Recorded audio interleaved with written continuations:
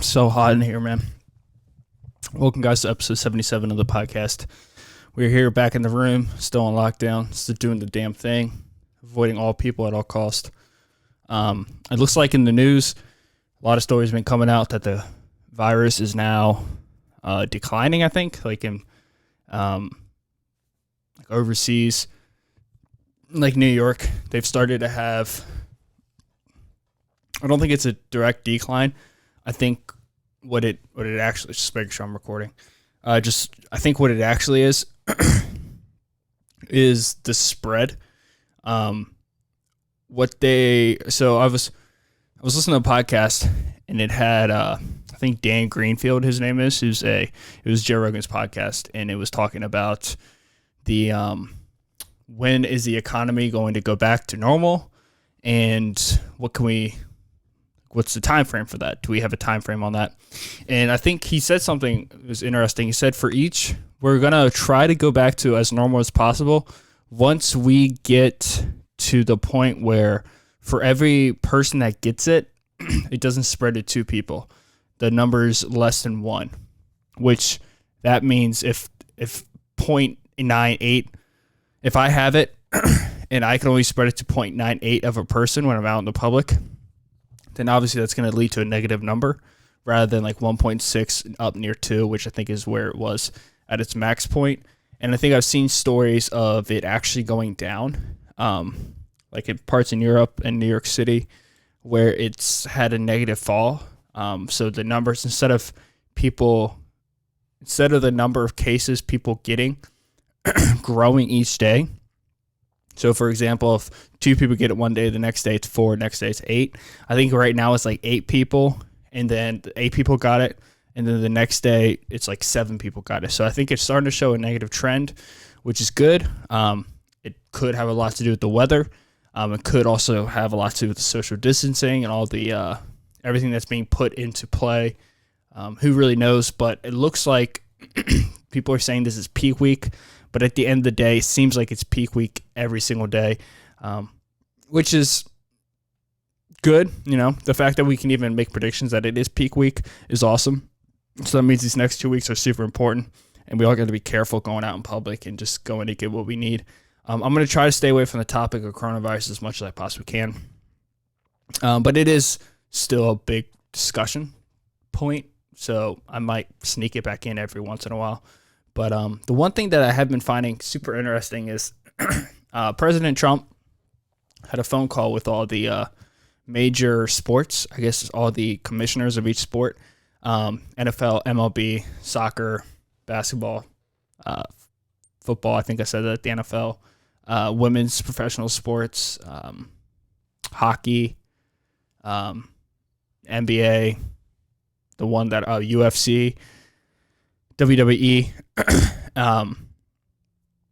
He had a talk with all these people. He had a phone call with them all, which is interesting. I think a lot of people are starting to wonder when sports are going to come back. I know I was talking to my dad, and he was speaking about during the Spanish flu, baseball season continued. And I think he said a number of people died, but it wasn't about the Spanish flu as much as it was about the people going through such a hard time and having something to look forward to, having the ability to turn on the sports, turning on baseball and watching it, or going to the games. I don't know if they could turn it on during, I don't know if they're pretty sure they had television, maybe, I don't know, or at least radio, but being able to experience an escapism from the world. And it's a fascinating point to bring up. Like, can you bring back sports? And,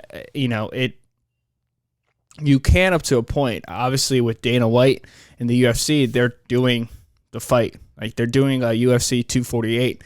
And it's going to be interesting. Everyone that they're testing, they're going to be testing everybody. And if you don't have coronavirus, then you can fight. They're not going to have fans there. They're just going to have the judges, announcer, a very skeleton crew.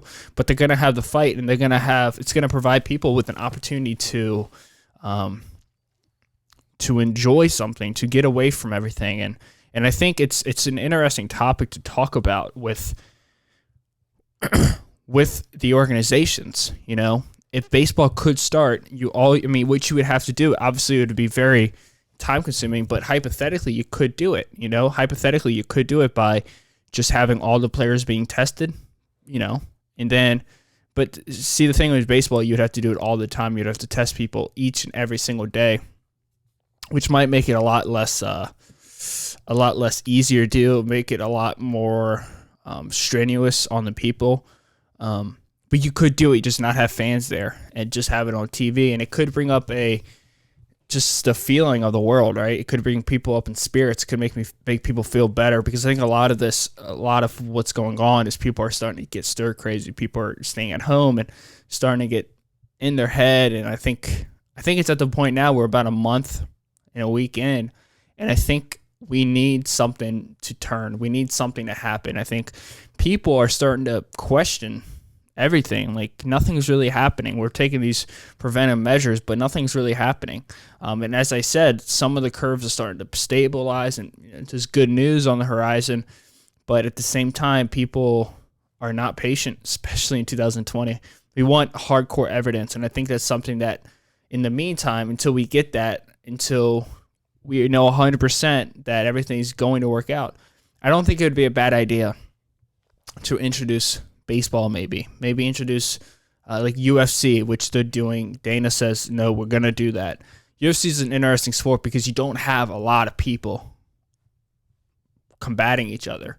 In baseball, you have 9 people, like 13 people on the physical field, and in the dugouts, you have like 15 on each side, so you have a lot of different moving parts, a lot of higher risk, a higher potential of spreading any type of disease. Which in the UFC, you only have 2 people and their coach. Hypothetically, that's all you need. A couple coaches, the fighters, an announcer, a TV announcer. The first announcer, I meant like the guy in the ring, a TV announcer, a judge, 3 judges, and a coach for each person. And that's pretty much all you need. And a camera crew there, but you don't even need that much for that. That's all you really need, and I think you can test all those people super easily compared to the baseball team. And obviously with the UFC, you run a higher risk of, if they would test everybody, so there wouldn't be a potential of somebody fighting with coronavirus. But there are a lot more body fluids being swapped, so I guess if there is something, that it could be easily transferred that way. But it is an interesting topic, and I think it's something that would be good for the community. I think it's something that could help people, give people something to do, rather than just sitting around and going crazy over nothing. I saw a few things, just a few topics I want to cover. Bernie Sanders dropped out of the presidential candidacy. This is something that is really, it doesn't baffle my mind, but it is slightly confusing, because what we're going through right now, you would think would be the perfect platform for Bernie to showcase his strong points and to emphasize what he believes in. He believes in, a lot of people call it socialism, but I don't, maybe it is socialism. Extreme people call it communism. Maybe it is communism. What do I know? I'm not a political expert. I just speak on my opinion, which is highly wrong a lot of the time. And sometimes maybe it's right. There's rare occasions. But as of today, I don't know what today is, Wednesday, April 8th, 1:30 p.m. in the corner of my bedroom with my state-of-the-art podcast setup, my studio. As of right now, Bernie Sanders has dropped out of the presidential candidacy. And this is something that I think was bound to happen, and it sucks. It sucks, honestly. I think that was the guy I was going to vote for, just for a few reasons. Joe Biden just seems, I don't know why. Just doesn't seem like he should be a president. Just doesn't seem capable of running a country. Donald Trump is, I guess, capable because he's still in office, but, I don't know. I just think he's a little nuts. When you look at a president, I think you want somebody who's representing your country and therefore representing you. And I think I know personally, I don't like the idea of him representing me as a person and me and the country as a whole. Just an arrogance about him that I don't Is he a bad president? I wouldn't say he's a bad president, but I think if there's other options, I would want to go with the other options, unless the other option is like a Joe Biden. But like I was saying, back to the main point, it's impressive that at this time Bernie Sanders is dropping out of the presidential candidacy, because right now it seems like what's going on is just a emphasis on why his points should be pushed. The idea of universal or of healthcare for everybody. You'd think that he would really be pushing hard on this on this moment right here, when everybody could use healthcare, could help a lot of people. Obviously, it's not that straightforward. In order for everyone to have healthcare, you need a doctor for everybody. And since we don't have that, then what you're getting in the long run is doctors who aren't paying as much attention to a certain number of patients. You just start treating patients like their numbers, and that gets all squirrely. But things like that, basic income, which I'm not too sure if that was one of his stance, but especially the healthcare thing. You think the world's working as a collective, less individual. People aren't as aggressive with political views anymore, and you think this would be a comforting time and a time for him to really step up. But it just goes to show that the Democrats wanted Joe Biden. That was their dude. That was the dude from the beginning, and that's the dude that's there right now. And it's going to be a very interesting race. And when I say interesting, I mean, how bad is Joe Biden going to lose?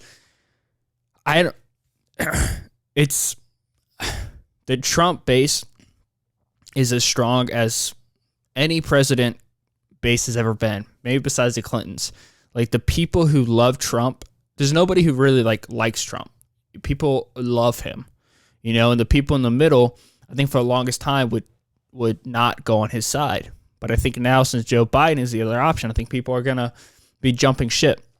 And I think Trump is going to tear Biden apart. I think he's already called him Sleepy Joe. It's going to be fascinating, and it's I'm not much of a political guy, but I am shocked that Joe Biden is going to be the candidate for the Democrats. I thought they had great options. I love Tulsi Gabbard. I liked Bernie Sanders a lot. I even liked Andrew Yang. That was my dude from the beginning. Yang Gang. That was a guy I wanted. I wanted to just throw him in there. I knew he wasn't going to make it this far, but I wanted to see him just kind of switch it up a little bit, Get his hands in there and really start shaking shit up. He introduced universal basic income, giving everyone $1,000, and now 6 months later, everyone's getting $1,200 between whatever, $500, $1,200. It's just fascinating. It's just really fascinating to see what's going on. I just want to, 1 second. There's a book I'm reading right now, a book called Americanah by an author named Chimamanda Ngozi Adichie.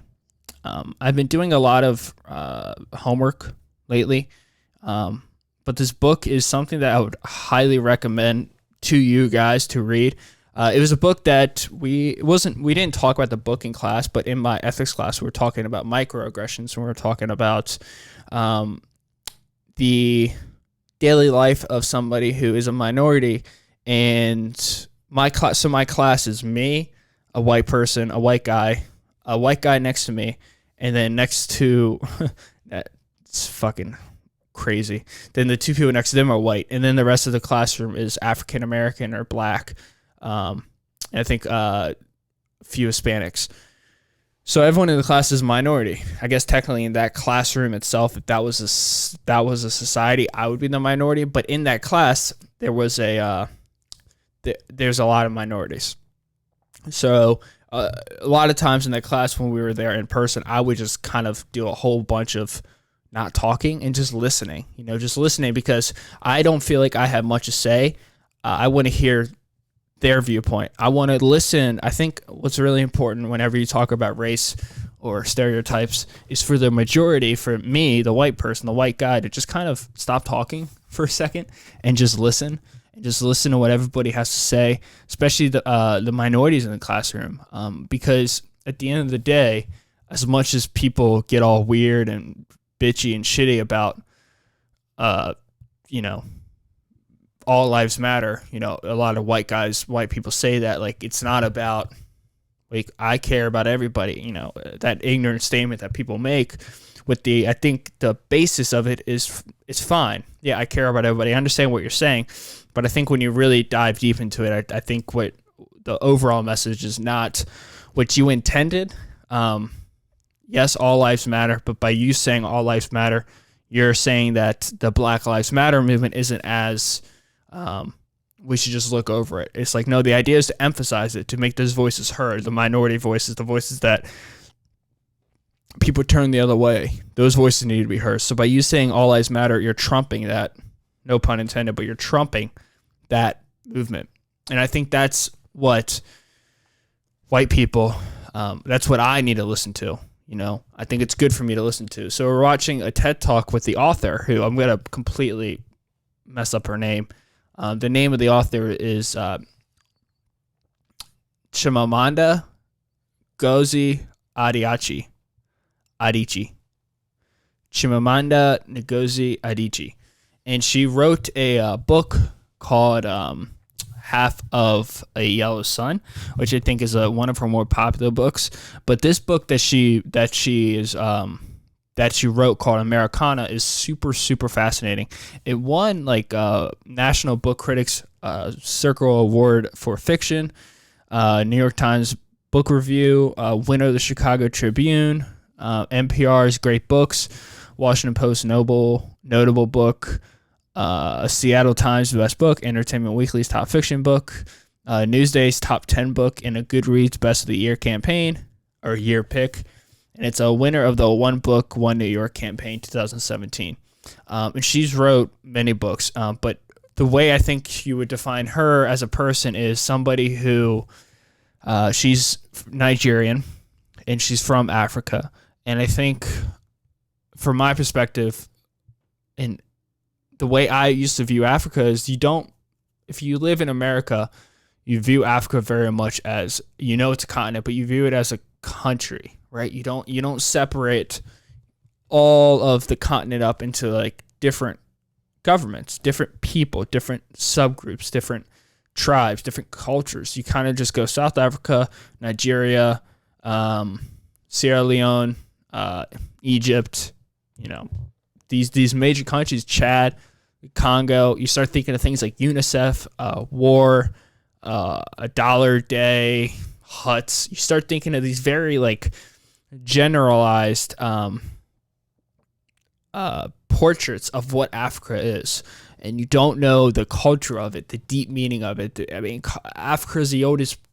This is where the beginning of humans were.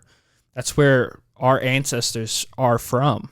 I think it was Sudan. That's where the first people moved out, and started moving up to Europe, up north, south. That is the original. That is a birthing bed of people.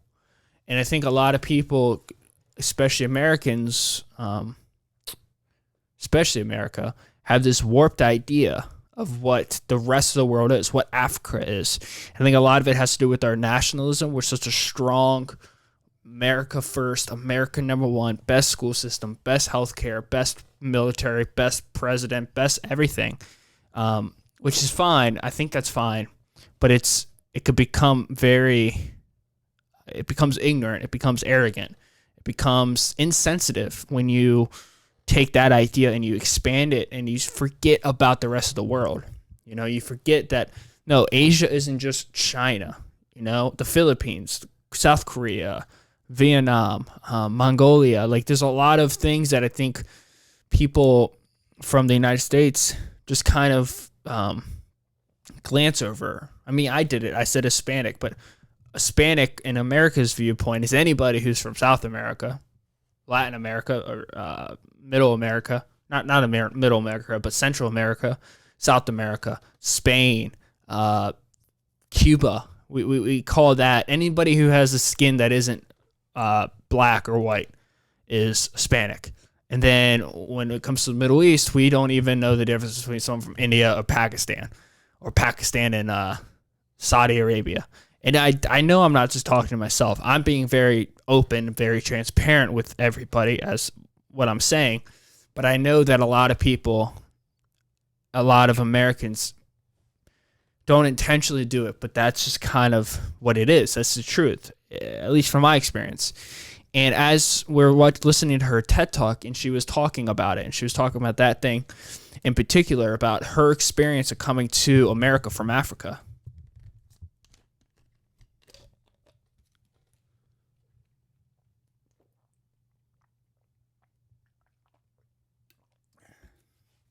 And it's a book I started a few months ago.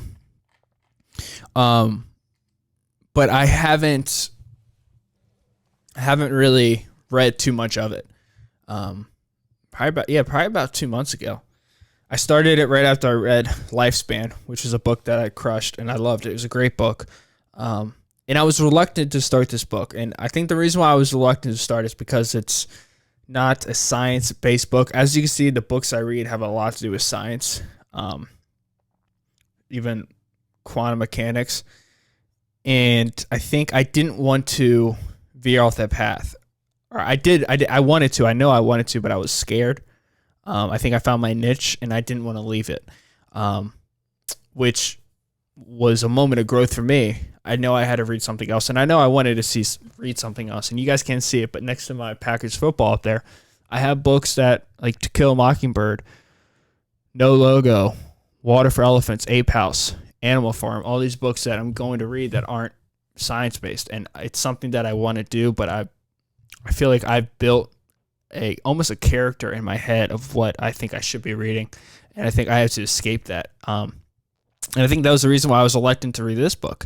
Not because of the author, not because of what it's about, but because I was so scared to be something different. Maybe admit that I like this more than I like the science books. But about the middle of the last weekend, like a Saturday or Friday, I decided to just start reading it again. I picked it up, and I've been crushing it, and by Tuesday I should be done with it. I should be reading a new book. But it's a great book, and I want to recommend it to you. But more than just a book, I want people to, I think this is a time where we can, let me just read you the summary real quick. This is on her Chimamanda.com, so if you just Chimamanda,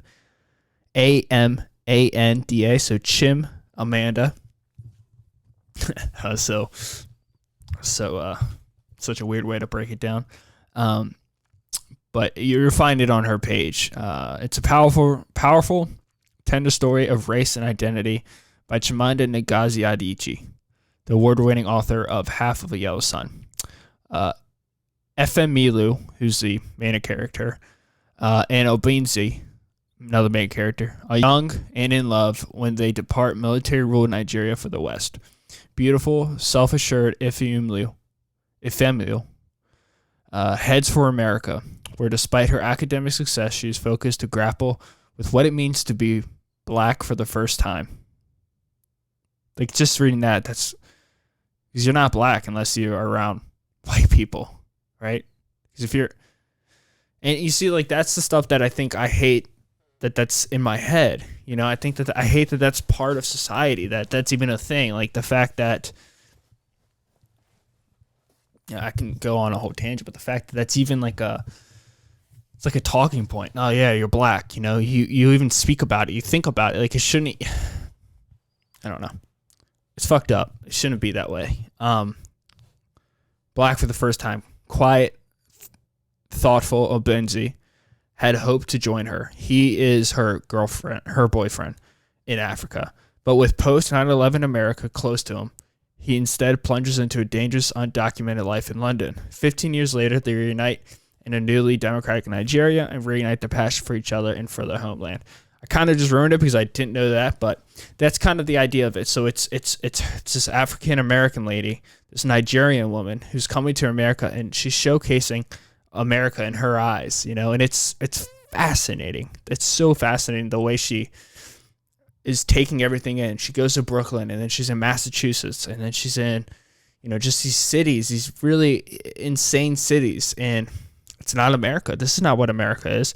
America is Full House. America is the Fresh Prince of Bel-Air. Like, this is, you just have to read it for yourself. And it's a book that I think a lot of people would absolutely love. And it's a book that I think everyone should read. I'm reading it right now, and I'm probably gonna read more of her books. I want to read the Sun book. I know that book is like her most popular book.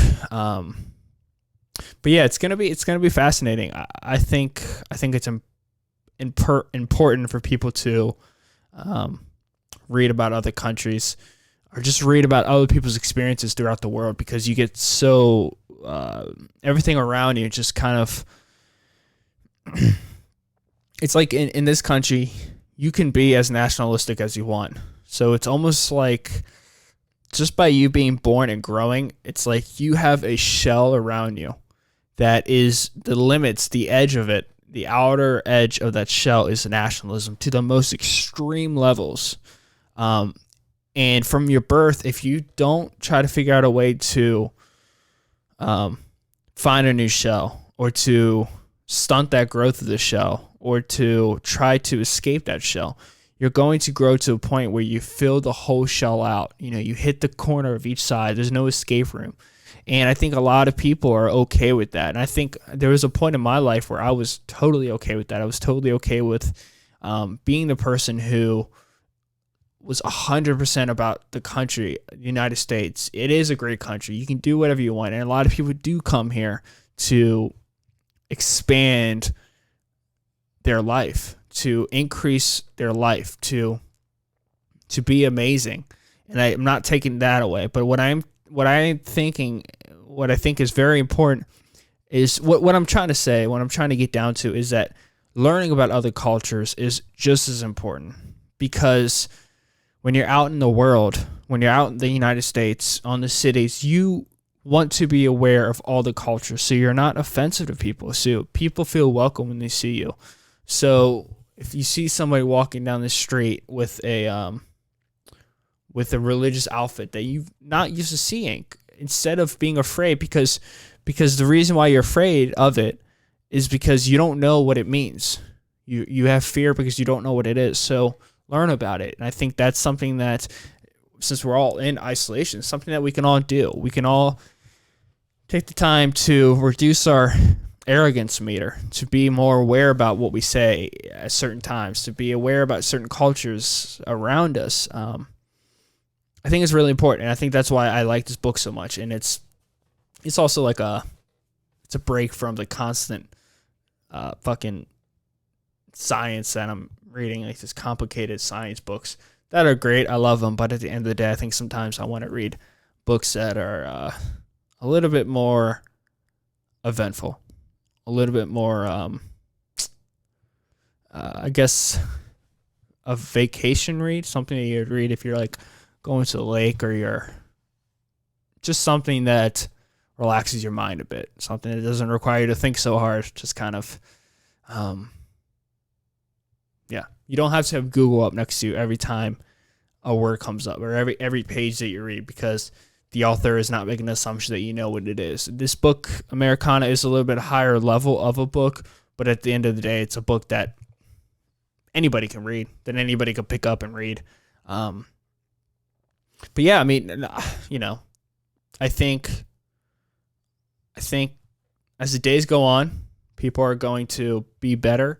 I think we are with this weather, man. It's getting hotter and it's feeling better outside, and I think that's lifting everybody up. I can feel like a collective breath. People are breathing again, right? We're alive, you know. I think weeks ago nobody knew what this was. I think people are starting to figure out what it is. I think the numbers are showcasing for themselves. I think we know how dangerous it is. I think we're starting to be okay with, yes, a lot of people are going to get it, but that is not a death sentence. I think there was a point where it was a death sentence and people were so scared of this thing. We didn't know what it was. But I think we're starting to figure out what it is. We're starting to figure out ways to control it a little bit. And the side effects are going to be there for a long time. You know, I think as the months go by, we're going to probably have a spike again of people getting infected. But I think the panic, the pandemic, people losing their minds. I was going to say out in the streets rioting, but you're not legally allowed to go out in the streets. But I think a lot of that came from a place of absolute uncertainty. I think at the end of the day, that's what it was. People did not know what this was, and I think not knowing what something is scary. It scares people. It makes people want to run away from it. The idea of unknown circumstances is the scariest part, and I think that is what the brunt of this evilness was, of this freaking out, people losing their minds. But I think we're starting to be okay. And I think the benefits of this are going to outweigh. They're not going to outweigh, but I think there's enough benefits for people to understand what is important in life. I think economically it's going to fucking shoot us in the skull, and I think it's going to kill a lot more people. But I think at the end of the day, it's showing a lot of flaws in the system and stuff that we can fix, stuff that maybe we can unite over. Hopefully it brings people closer to each other. Easter's right around the corner. And then after that, it's summer. And I think the hotter it gets, it's going to slow down the curve a little bit. The more and more people that get infected, the more and more we learn about it. And also, the more time that goes on, the more we figure out of resistance to it. The more we figure out what to do, what not to do. And for the future, because this will happen again. And I hope, because pandemics happen all the time. I can think of just swine flu, SARS, this one, H1N1, bird flu. Like, it happens all the time. Mad cow disease. And maybe, I don't know, I think I just made that one up. I don't think that was ever gotten into humans. But it happens all the time. And I think it's something that we need to learn from, and something to figure out what not to do again. And yeah, in the future, I think it's going to be okay. We're going to be okay. But yeah, guys, that's all I really had to say for this podcast. I know it's a shorter episode. It's only like 32, 33 minutes long. I didn't have too much to talk about, but I did want to get on here and just share a few of my ideas. I kind of just want to go outside, enjoy this weather, read my book, relax with my girlfriend, and just hang out with my dog. But if you guys enjoy this podcast, make sure you do like it, comment, subscribe on it on YouTube and on Apple Podcasts and Spotify. If you guys can just leave it a rating, a written review, and just leave it a 5-star review on all those platforms. I'm going to let you guys go. Thank you so much. I'll catch you guys in episode 78 on Tuesday. Peace out. Have a good day. Be safe. Stay indoors. Be careful. Wash your hands. See ya.